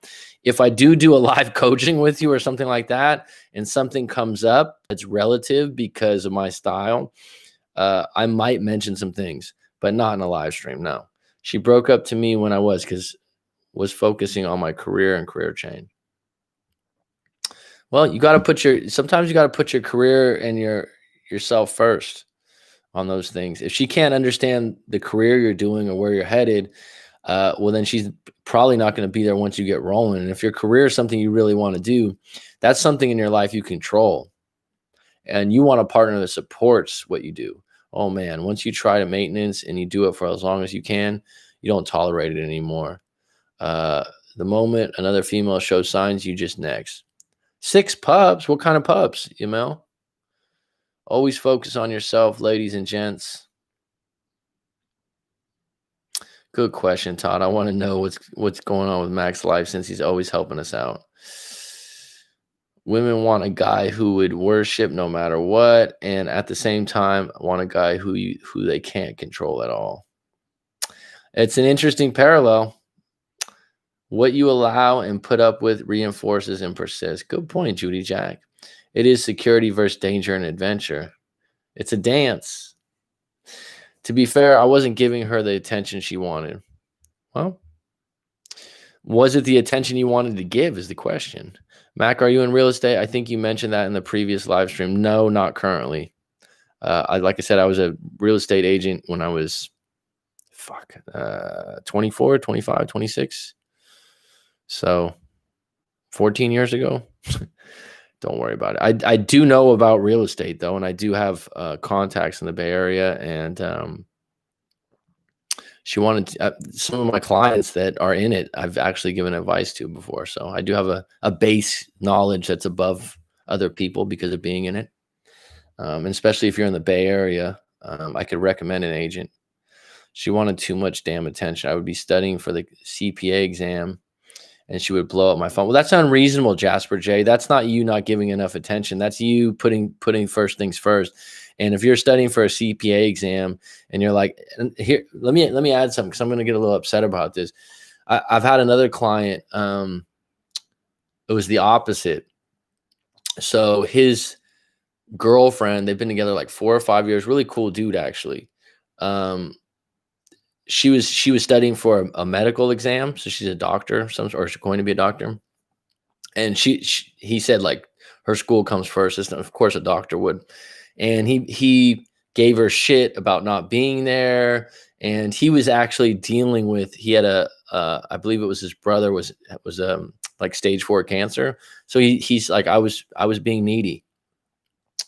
Cut a long story short, she ended up not passing the test and blamed him for it, which I didn't think was fair, and broke up with him and said he made a big deal out of it. So she wasn't understanding the fact that he was needy for a reason, because of his brother having cancer. But on the flip side, people need to realize, like, you know what, I got to deal with my shit as an individual. And if someone says that they can't talk to you and they have a legitimate, strong reason and you can't understand, that's not a good relationship. I wasn't prying, just asking. Todd, I don't mind you asking the question at all. You have every right to. I'm just telling you why I do. How do you feel that other people share personal information about their lives? I don't think it's as personal when someone doesn't see your face. And you obviously use your real name, but some people don't. Some people use, like, Sham Jam, such and such. So, and then the stories that are shared on the that are sent in, they're anonymous, right? So it's not as shared as. Does that make sense? It's more passive than that. I'm more happy than sad. Never been on one of these streams, but great experience. Good for you, Soul Cutter. I'm glad. Join again. I'm doing them pretty often. My ex's uncle would tell me these death threat jokes when I'd go to their barbecue. I would take those serious because of my past. The one joke I made about him called him Big Chungus. What's Chungus mean? She got offended. Death threat jokes? Who makes death threat jokes? That seems a bit extreme. I have a pretty wide range of sense of humor, but running really helps. Running does help. I mean, fuck, dude. I mean, running or walking. It's like, if you're not, Joe Fitness or this or that, the reason I always suggest walking, hiking, running, skipping, okay, you can do it anytime, any place. Oh, well, what about COVID? A lot of places are allowing you to go outside and walk. I don't know about your particular location. Weightlifting is my main hobby, and that has helped me tremendously. Well, good. And then when you have a hobby like that exercise, I tell people, double down on that fucker.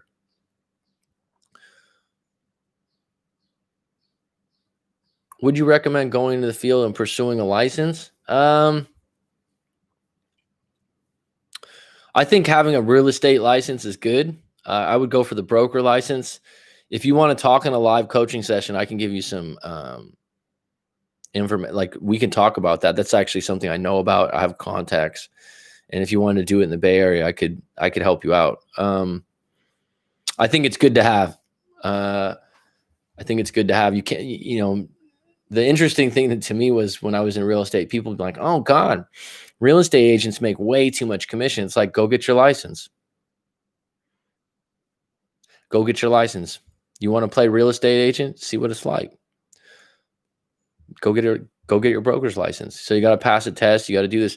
I mean, the test isn't that difficult, but you do have to take a bunch of classes, and then you do have to get real estate fucking insurance. You got to play real estate agents. You can't just walk on without getting, if you sign on with an office, this, that, and the other. I won't get too deep into it, but Steph, if you want to ask me some questions about it, that's definitely something I could shed lights on. CPA is a great field. Anyone, it's nothing I would ever want to do, but there's massive amounts of work in it. And the people that I know that have pursued that as a career have gotten work, and they've gotten good work, especially in, good areas. So like CPAs are usually, if you're certified in that, you usually get work. So held that against me till I broke up with her. Well, that's on her. I mean, that's an interpretation of something that was a joke. Like, here's the thing: when someone you're like, yeah, they were so upset with me about this. Do you agree with them? You can work as an adult nonprofit public industry. Yeah, Jasper J. I would never want to be an accountant because I'm just not into numbers and sitting that long a period of time. But I'll tell you what, it's a great field, and friends of mine that have done it have gotten paid really well.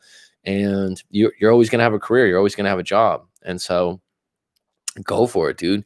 She's needy and she wants you to invest and make her priority, but you should always be your priority. I'm thinking about it with all this time off. I'm interested in taking online classes. I was told this, I didn't do it, but go straight for the broker's license rather than just this sales license. 2 labs, 2 German Shepherds, Pit Bull, miniature Schnauzers. Wow. So I love labs.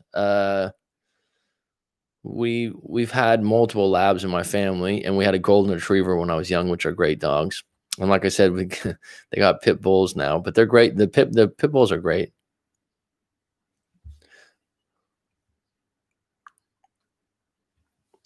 Damn, that's not fair, coach. About what? Yamel, that's a lot of work. I had 2 dogs. What's up, Leslie? Cameroon's finest.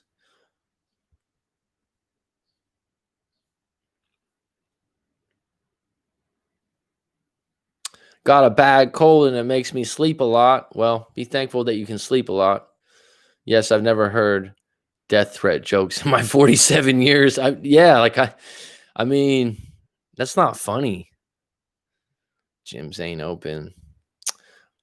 Go on YouTube and try one of these push-up programs. I'm like bipolar, I'm needy one day, and then the next I'm like, leave me alone. I need my personal space. I think as a woman who we are more prone to it, but I'm a Scorpio Sagittarius, so I'm super independent. Well, don't label yourself bipolar if you're not. Right? Sounds like, yeah, you're up and down with moods. Maybe getting a consistent career that you're more happy with would help with that. We have 19 in the room and only 5 likes. Hit the like button. Right on, Jen. I appreciate you. Make all sense. You'll hear from me this week. Love your stream. I love you too, Todd. I have a home gym.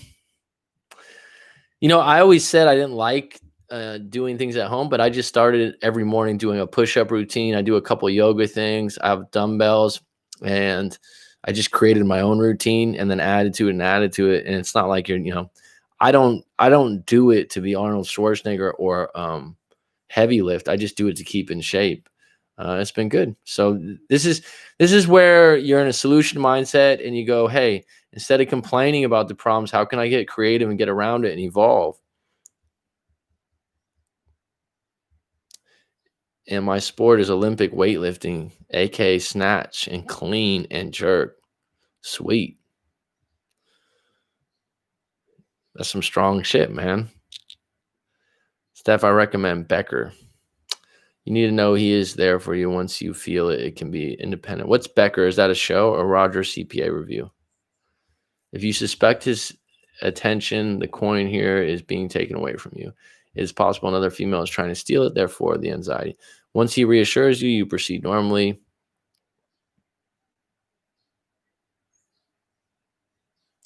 Accounting is very stable. It's very stable. It's just funny. I had one of my friend's wives.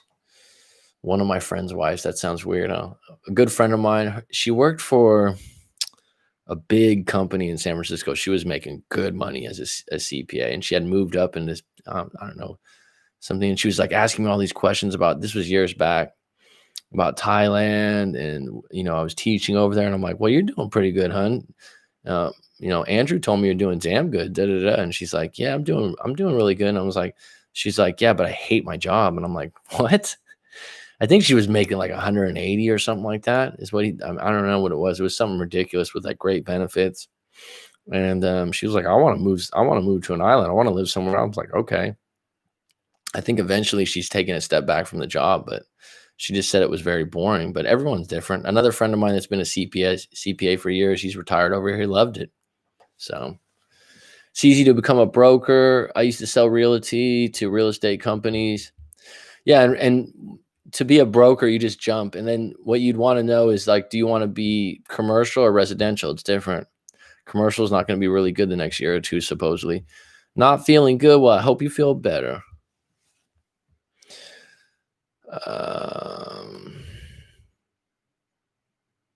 I think running is meditative. I just took up the last 2 or 3 months I've talked about is hiking.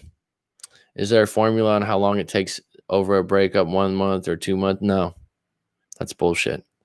I could give you more of a tailored response if I hear your full story or do a live coaching session. But you want to hear something funny about live coaching? We'll talk 2 hours, 3 hours. We'll get deep. We'll unpack everything, and I'll ask people at the very end. I go, "Is this useful or helpful?" And they'll go, "Yes." "No, this was good." They agree, and they'll go, "I just got one more question. Do you think she'll come back?" And at the end of the day, there's no certainty in relationships, man. Um, the best way to move on and get over someone is the faster that you can accept the breakup and embrace being single, go on some bad dates. And what really makes you turn the corner, Robert Sanders, get your pen and paper out. And this might sound woo woo, and this might sound like self improvement 101, is creating a compelling future goal or two for yourself outside of the breakup. You could include meeting someone, and then you have to come to the realization this person, is not necessarily the only person that you can meet at this value level. And so, but the turning point for me was like, all right, I don't like my job. I don't like this. I'm going to move to Thailand. I'm going to take up a teaching job. I'm going to live on an island near a beach. This became compelling, interesting, and exciting. It had nothing to do with my breakup. And once I got tunnel vision on that, I had a purpose outside of like getting my ex back, and that really helped. Now, depending on how long you were together, Robert, 1 month or 2 months, I mean, it's kind of like I say, if you had a broken ankle in basketball, it'd take you a month, 2 months to stay off your ankle. If you have a broken heart, you might have to stay off your heart for a month, 2 months, 3 months. You might have to be in pain for a little bit.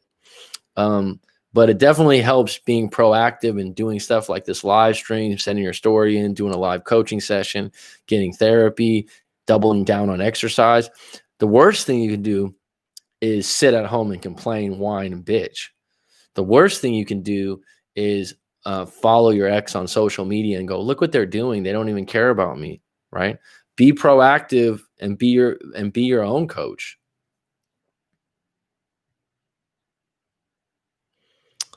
Mac, how do you choose Phuket to live in? Do you speak Thai? I do speak some Thai, hun. I probably speak like 20%, 30%. It's a difficult language to learn, but I understand a lot. I understand the culture well. Phuket, I live about, did you ever see the movie The Beach with Leonardo DiCaprio? I live about an hour jet boat ride from there. And that was, I lived in San Diego for a few years. Number one, I love the beach. Who doesn't? I love the weather.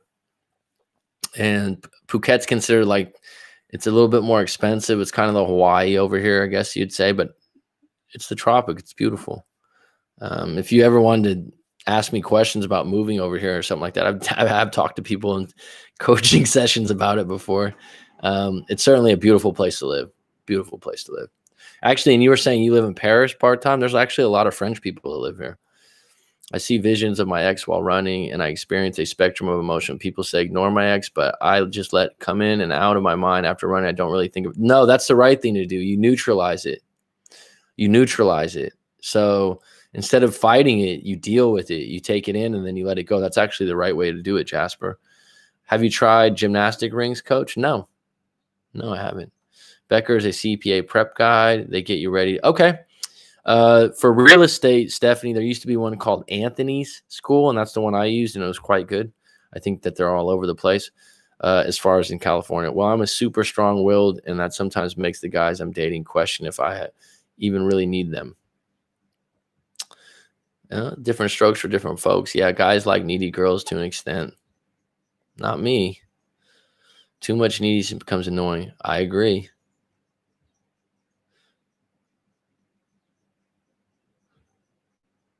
I think lots of women are like you. Okay. I work with a lot of people that used to be in accounting. They don't have a lot of flexibility. It's a very boring job. It probably depends on where you work, but I have heard people that are bored with it. But That being said, like I said, I have a friend that's retired here and he liked it, and he traveled the world and worked for different places. I think he worked in Brazil before. He worked in A man who can't accept your independence isn't the man for you. Lala McLean. A Mick. A Mick with the first name Lala. Interesting.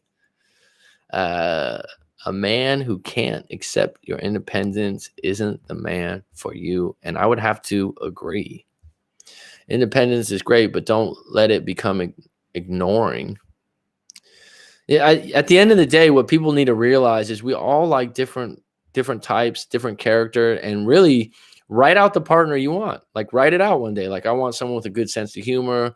Like I value intelligence. I like good conversation. Obviously, I want to be physically attractive to a woman. But if someone can't chew gum and walk at the same time and they're just completely hot, and there's some people that'll just ignore everything else because they're hot. And that gets old. I've seen those relationships before, and you're just like, right? So identify the things that you're attracted to so that you can start filtering for them, rather than just being like, oh, I just met this person, they're kind of cool. Know what you're looking for.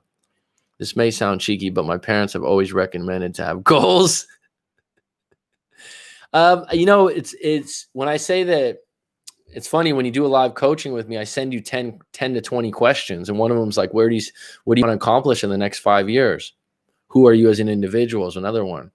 So if you want to be a CPA, Jasper, as long as you're excited about it and you're like, yeah, I like working with numbers, that's what I like to do, fine. I mean, I think that people lose track of the fact of do something that excites you. You're going to spend a lot of time at this craft.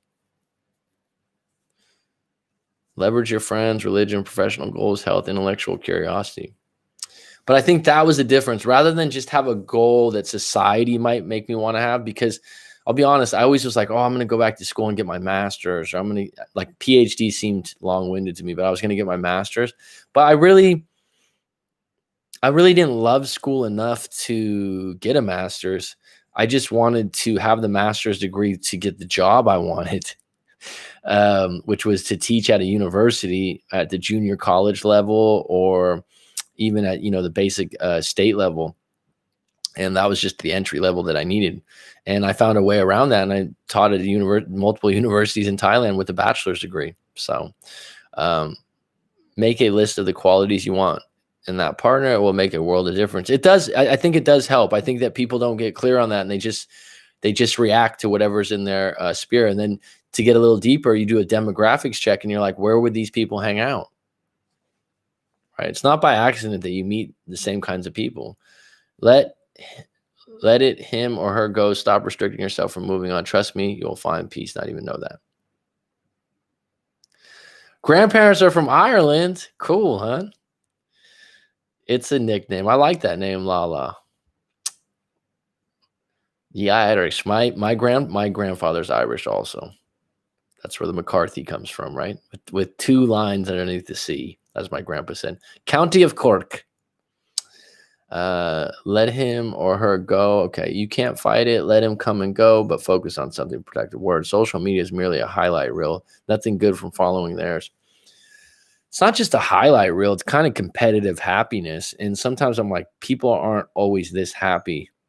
Judy Jack Burton, you are so correct. I don't even bother with Facebook. Fuck no. Accounting is tedious and boring. So why are you pursuing it then?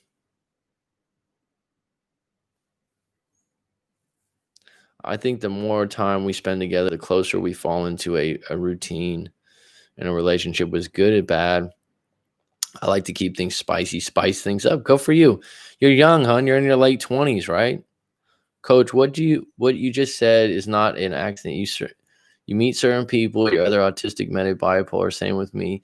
I read autistic are attracted to bipolar, and bipolar. It's possible. I'm not familiar with that, but I believe you.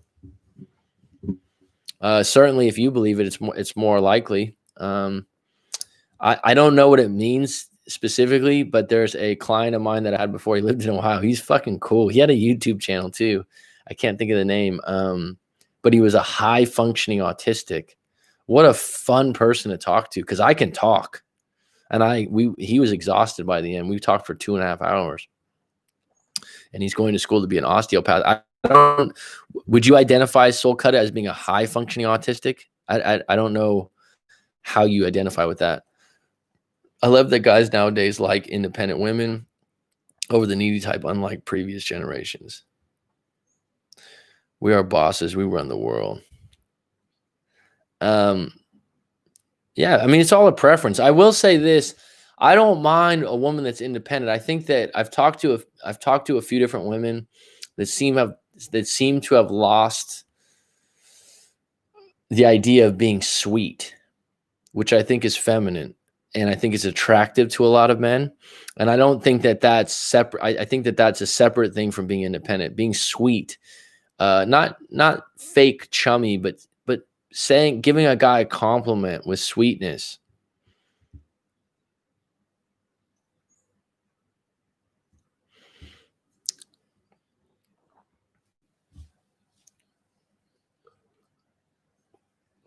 There's a lot of women out there I've talked to that they'll go on and on. And I'm like, well, I mean, at what point is he going to win? And she's like, oh my God, I can't believe you said that. He said that. How can I win? I'm like, because you never give him a compliment or reassure him that he does anything right. Like, that's it, coach. Just hit the nail on the head with the independent thing. You got to there is femininity, masculinity, which creates the attraction, even in gay partners. Hence the reason you have someone that's butch or a tomboy with someone that's more womanly, right? And so I think that you need to really get in touch with the fact that if you're coming from a place of being independent and strong as a woman, that's fine. But at some point you want to balance it out with, having your feminine energy in there too, with being sweet, being kind, doing some things like that, unless you have a guy that's on the opposite end. That's natural for us. We always have the motherly loving instinct to baby our partner in relationships. So that's good. Yamel, good question, hon. WriteMac.com.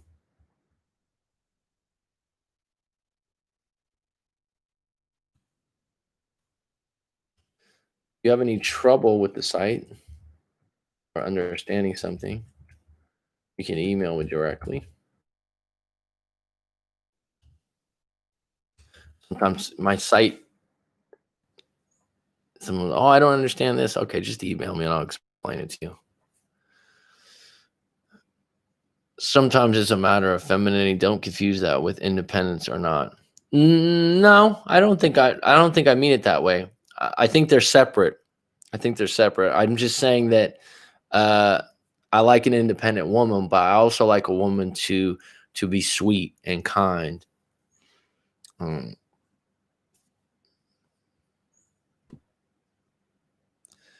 I work in a male-dominated field. I can bust balls with the best of them. That's not who I want to be in my personal life. Well, that's really interesting, hun, because there's a lot of research out there right now. I forgot the name of the guy, but he wrote a book, and it's basically about alter egos and how people literally change. And this is why a lot of athletes like Air Jordan, I think Kobe Bryant was the Mamba, which is a rare snake. They take on identities to be different characters. And so you can wear that costume at work, and then you could be a different person at home with your partner. I like your site. Actually, it is well developed. Oh, thanks, Azam. I appreciate that. The services page, I think people get a little confused. And so, like I told you, what I'm working towards is developing a site where if Azam wants to be a coach, you can plug in a profile also. And I think you could do it, Azam. I'm not just trying to be nice to you, but we used to fight like gladiators, literally, and I found it attractive but harmful. It was love and hate. Sometimes, Todd, that creates a lot of intimacy for some couples. I mean, I've had clients before that say, like, we never fight, and their intimacy level's like at a 1. And I don't know what your fine line is and how your relationship operates. So everyone's different in that respect. Lil Skinner, what's up, buddy? In my past relationship, I was too caring and loving, which is why it's so hard for him to move on.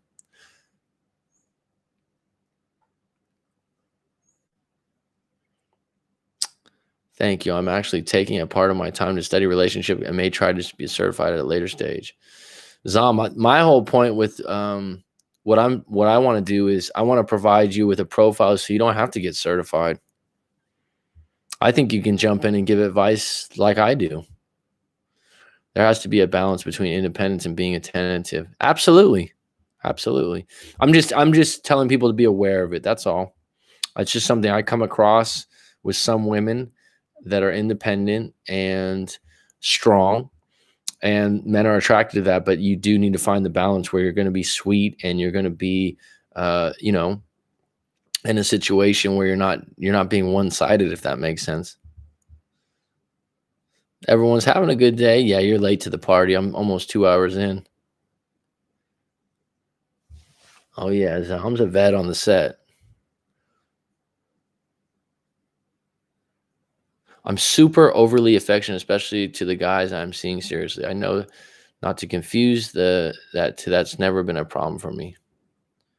Okay.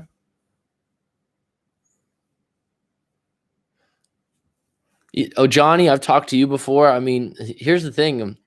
I think people can help people with their stories if they're honest about who they are and what they know. Um, and so I think there's a lot of value in talking to someone like Azam or a Johnny about their story. And if you have good intentions, like myself, I think Azam, I think of Johnny, who he's done a live coaching with before. I think you can tell I have good intentions. I want to help you. I'm not just like, oh, give me your fucking money. Like, oh, buy this fucking, XYZ course and get your ex back in a day. I don't do that shit. I think that if you say, hey, like Azam, you're one thing that's really cool about you, because I know you, we've talked for a couple hours before, but also on the live, you tell straight advice. I think most of your advice is pretty good. And even if you say it in a tone that someone's like, wow, that was harsh or that's tough, you're saying it with good intentions. Like, I'm trying to help you out. See how that's different than me saying, like, I'm just trying to sell you some shit? I think there's a difference.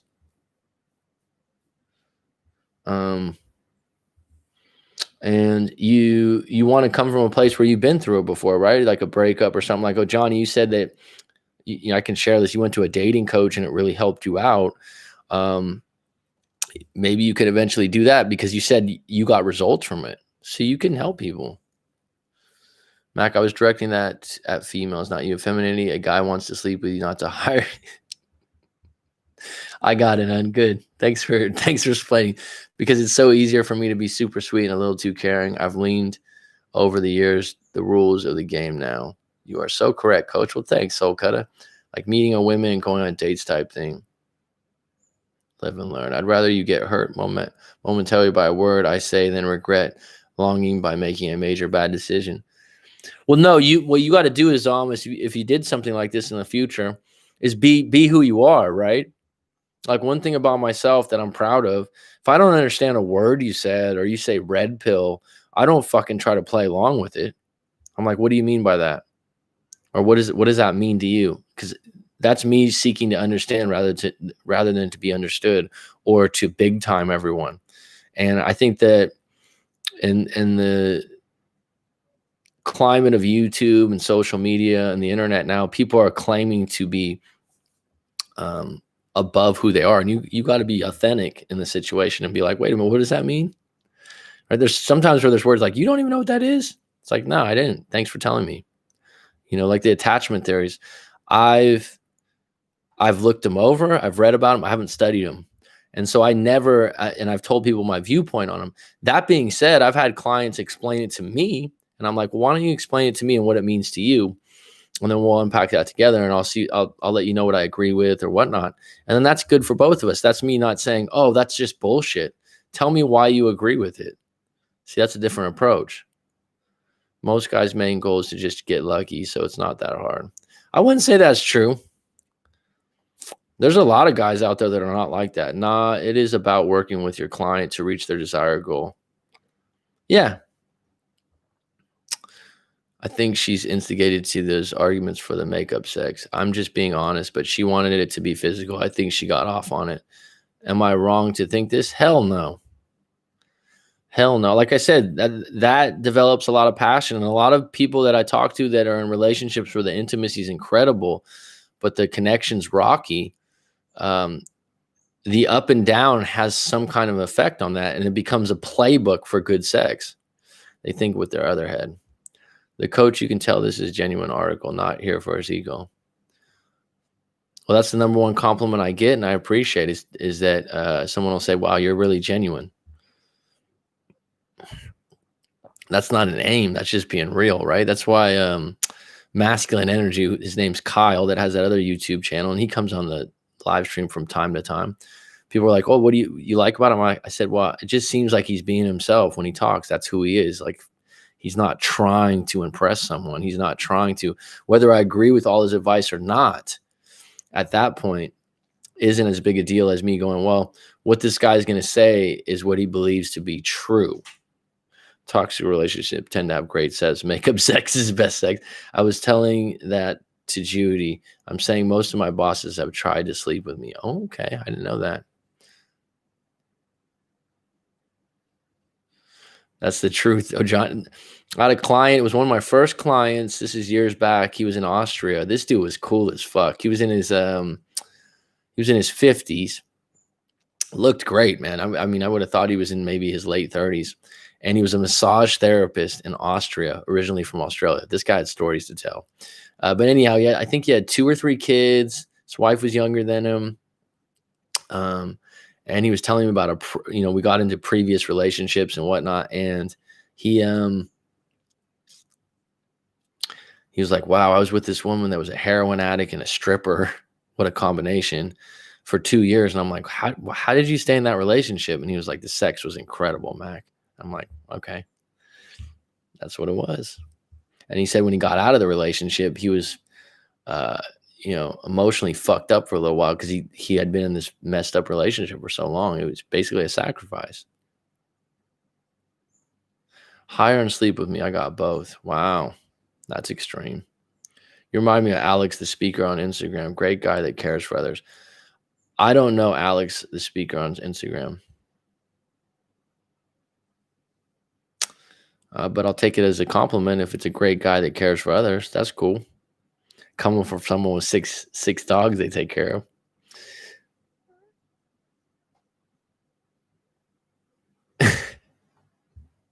Like, trust me, you know, some of the stories that I come across, I'm like, wow, that one's big.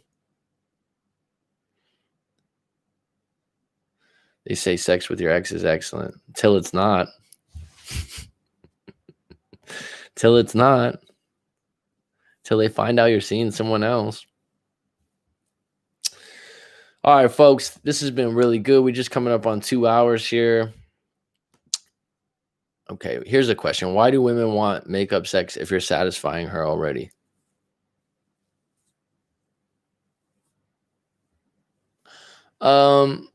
It's her way of making up, probably. Her way of saying sorry. Let's just let this go. Let's be at our back. Let's be back where we're at.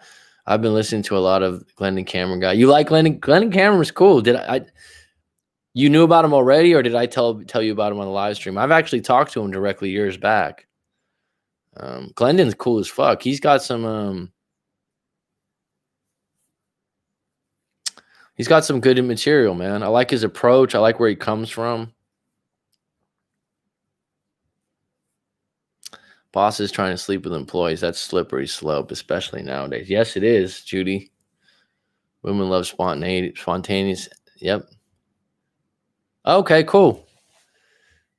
Well, if you're ever in one of his live streams or something, drop me a nod and say, Coach Mac McCarthy suggested I come over here. I just want to let you know. He's informative, dude. He's got great. I've liked him. I just like his approach. I don't think he's one-sided. He does have the right idea and helping people out with businesses online. I've always really liked him, and I like where he's taken things. He's kind of gone all in on the politics and the daily thing, which is something he wants to do. But he's a great host, man. And he checks fucking people too. Like when they come at him that he's not doing this or that, it's kind of funny because he's not like that. But yeah, I got time for Glendon. I think he's a cool dude, man. I think he's really cool. All right, folks, on that note, I got 20 on deck, 13 likes. It's been good. It's been great today. It's 1:11 p.m., which Mary, who's not on deck right now, tells me to make a wish, which I will. If anyone out of the group wants to do a live coaching session, feel free to go to writemac.com. If you want to book a live coaching session, talk to me directly on FaceTime or Skype. That's available. I will be on tomorrow around the same time. And this was Spirited. It was good. I appreciate you all. Have a good one.